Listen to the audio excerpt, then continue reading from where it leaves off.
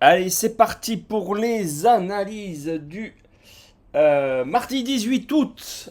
C'est parti tout de suite avec, comme à l'accoutumée, comme on a l'habitude de le voir, des lundis qui sont toujours très très calmes et une accélération de la volatilité durant la nuit du mardi avec les Asiatiques. Alors, coup de chauffe sur le pétrole, on l'avait anticipé.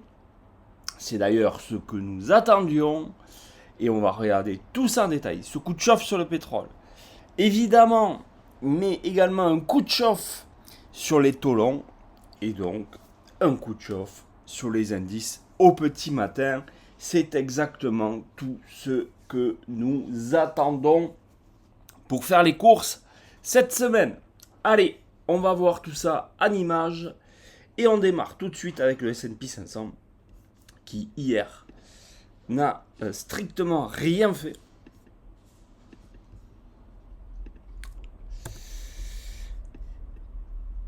Alors, quels sont les niveaux? Premier niveau d'intervention, il est ici. C'est les 7695, 7700. Nous sommes à 7720 quand je fais la vidéo. Donc c'est le premier niveau potentiel d'achat en intraday. Si on a une accélération de la baisse, mon prochain niveau, c'est aller chercher la MM20 Daily. Vous voyez, il y a 100 points dessous, donc on a largement le temps d'être prévenu. Ce premier niveau peut très bien faire le job pour un rebond. Si ça casse, après on a un trou d'air complet et puis on aura la MM20 Daily en soutien. Voilà. Donc, premier niveau. Évidemment, hein, si jamais on revient à l'achat là-dessus, on visera pour la semaine à nouveau le plus haut historique. Bien. Le Nasdaq. Nasdaq qui dérouille, petite parenthèse intéressante. Anthropic, la maison mère de Claude, a publié pour la première fois des résultats positifs. Première fois de son histoire, donc. Voilà qui relance quelques ferveurs sur l'intelligence artificielle. Oui, l'intelligence artificielle coûte cher, mais elle peut rapporter de l'argent. Voilà ce que l'on voulait voir. Et ça, c'était en tout cas un signal très positif. Quand on voit le Nasdaq, vous voyez, je suis d'un point de vue 4 heures, je me situerai honnêtement en 4 heures sur une zone d'achat. À l'instant T, c'est magnifique. Franchement, c'est magnifique. MM50 4 heures, plus ce beau niveau que vous voyez là. Mais je trouve que le S&P a toujours un peu de place encore à la baisse. Donc, attention, on pourrait, vous voyez, ici un petit trou vers les 29 500. Si jamais cette MM50 4 heures venait à céder, attention à ne pas aller revisiter des niveaux plus bas. Voilà. Mais là, pour du scalp, on serait presque pas mal. Ouais, franchement,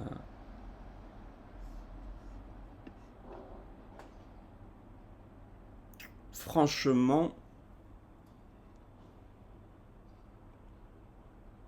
ouais, là c'est pareil. Si, ça risque d'être très coordonné encore une fois avec le S&P 500 parce que du coup, si cette zone casse, on risque probablement de se retrouver, d'aller chercher là. Et la MM50 daily avec le nuage vers les 29 350 et 29 400. Ça, on ne peut pas le prédire à l'avance. On peut pas le prédire à l'avance. On va aller voir le VIX après. Le Dow Jones, on lui va m'intéresser à la vente. Je vais vous dire pourquoi. Parce qu'en daily, voilà, en daily sous la MM7 qui est baissière, c'est un niveau de vente pour aller chercher la MM20 en intraday. Donc plutôt vendeur sur le Dow Jones jusqu'à ce que l'on arrive ici. Voilà. Et arriver vers les 53 000, 53 100. On va voir si on peut renverser la vapeur. Côté Russell, il bouge pas lui. Toujours très bullish. Il bouge très peu. Bien le Russell. Vous voyez, si on avait un petit trou d'air sur la MM54 heures, je pense que ce serait pas mal pour revenir à l'achat. On est déjà sur un premier niveau qui a bien tenu hier. Mais je vous dis, il y a peut-être encore un peu de place pour un petit peu de baisse. Donc je reste méfiant. Avec le VIX, ça me dit quoi? Oui, évidemment. Ça me dit que le VIX, il pourrait faire une incursion par ici. Je vous montre, voilà. Sur le haut de cette bougie-là. Fermez le gap qu'il y a ici. Ouais, c'est ça. Voilà, on pourrait avoir une petite incursion là. Et pour moi, l'alignement de planète, il faudrait que le VIX soit là pour que vraiment je puisse payer. Enfin, que j'observe, qu'on aille là et que j'observe effectivement un reflux là-dessus pour payer les indices. Et là, je pourrais y aller gaiement, puisque ça pourrait être des positions hebdomadaires.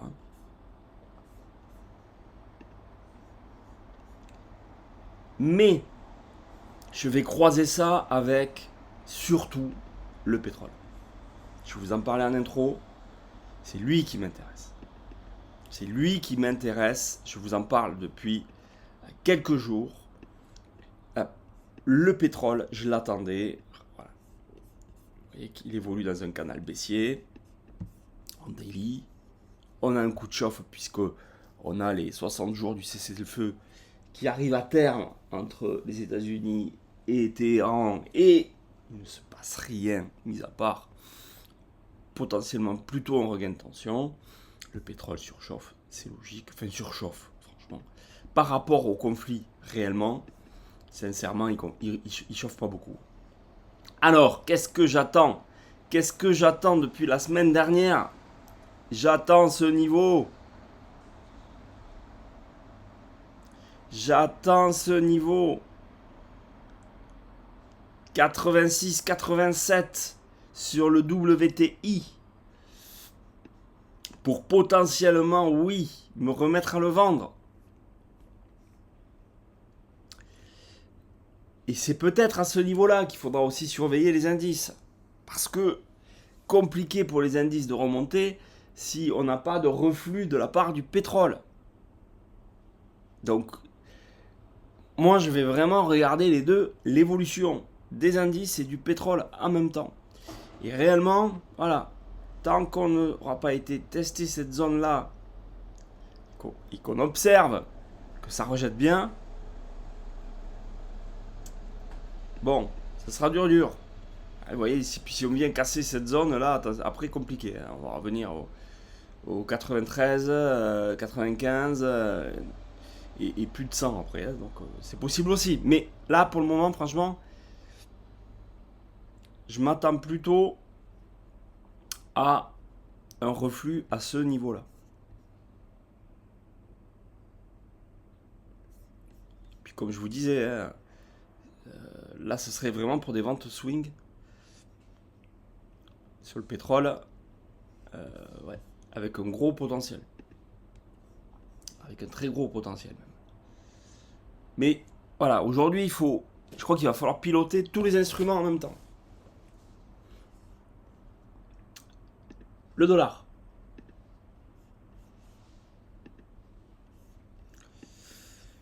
Ouais, je m'étais fixé hier. Vous voyez cette zone. Je crois que le dollar, il peut encore monter à mon sens.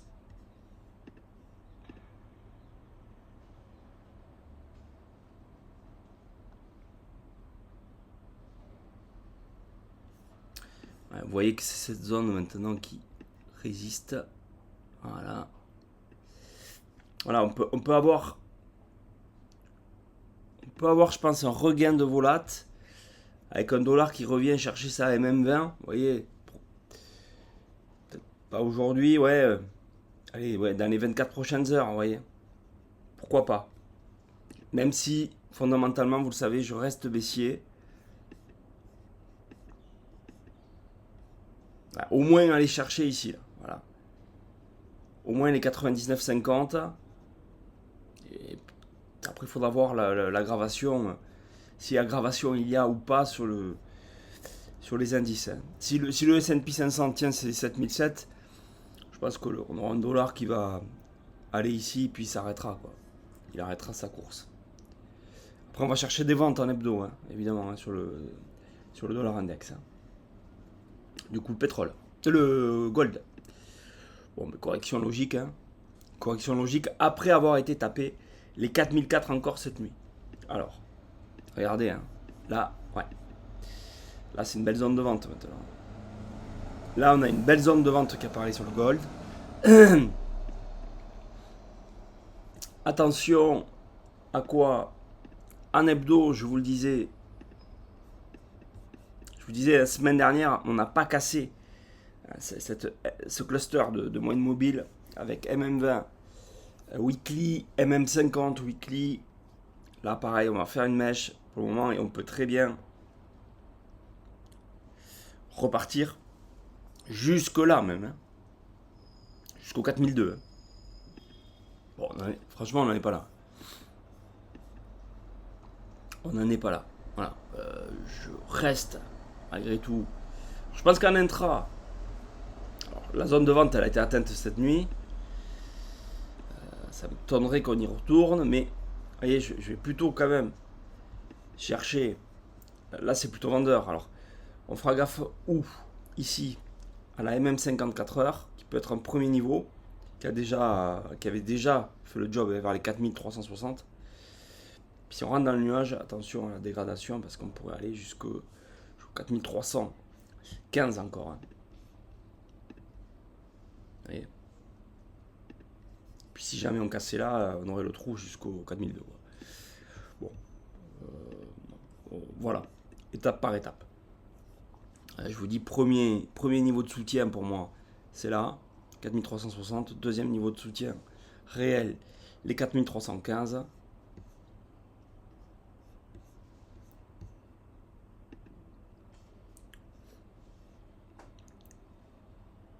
Ça nous dit quoi côté silver? C'est la même chose. Hein. C'est la même chose. Silver plutôt correctif. Jusqu'où peut-on aller? Et la coordination, hein. Là c'est pareil. Niveau de vente maintenant sur le silver, c'est 66-70. On va voir si on a une réaction, lui, sur la MM54 heures. Puisqu'il va bientôt y arriver. Il va y arriver probablement avant le gold.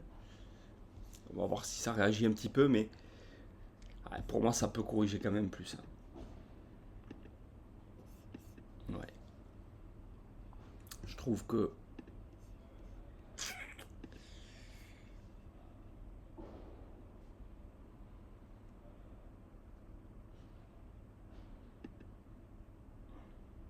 les 63,50. Surveillez vraiment plutôt les 63,50.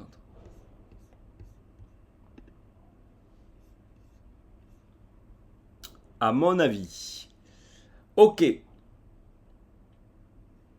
Pétrole, on l'a vu. Les cryptos, vous avez compris. J'y touche pas. Ça m'intéresse plus. C'est fini.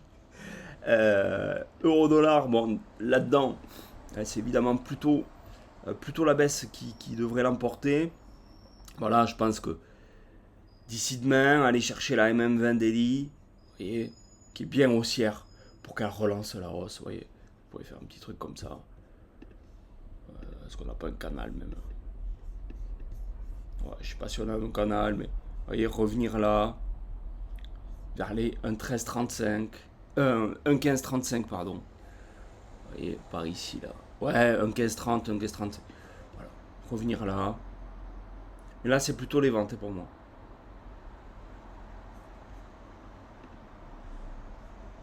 plutôt les ventes sur l'euro-dollar, plutôt les ventes sur le GBP, plutôt les ventes sur l'AUD. Du coup, plutôt les achats sur le dollar, évidemment. L'USD CHF, qui devrait sans problème revenir à nouveau sur les 0,8140. Puis si ça casse, après il y a de la place à la hausse. L'USD Yen, potentiellement, lui aussi, pourrait nous faire une belle journée. L'USD Yen, ouais. Aller chercher les 160,4. Ça, c'est une possibilité. Ce beau niveau qui serait, par contre, un très très beau niveau de vente sur l'USD Yen. Ça correspond aussi, je crois, à la MM7 Weekly. Voilà, exactement. Ce serait parfait. Et voyez, on est propulsé par la MM. Non, ça c'est la Tenkan, pardon, qui est bien haussière. Ouais, moi je pense qu'on a un beau potentiel sur l'USD Yen aujourd'hui. Il faut rester toujours vigilant sur l'USD Yen. On n'ira pas forcément sur l'USD CAD puisque on est plutôt dans une démarche de hausse de pétrole. Vous avez compris comment je raisonne. Dans ce contexte-là, l'euro AUD pourrait bien s'apprécier parce que dans ce type de contexte, quand on est plutôt sur des mouvements correctifs, l'euro sert toujours plus de valeur refuge que l'AUD. Donc, on a fréquemment, dans ces cas précis, un euro AUD qui pourrait remonter. Voilà. Et il est là. Ouais, effectivement, on pourrait avoir voilà, une petite hausse. Jusqu'au 1,64, vous voyez, ça fait une centaine de pips à récupérer. Voilà, assez rapidement, à mon avis.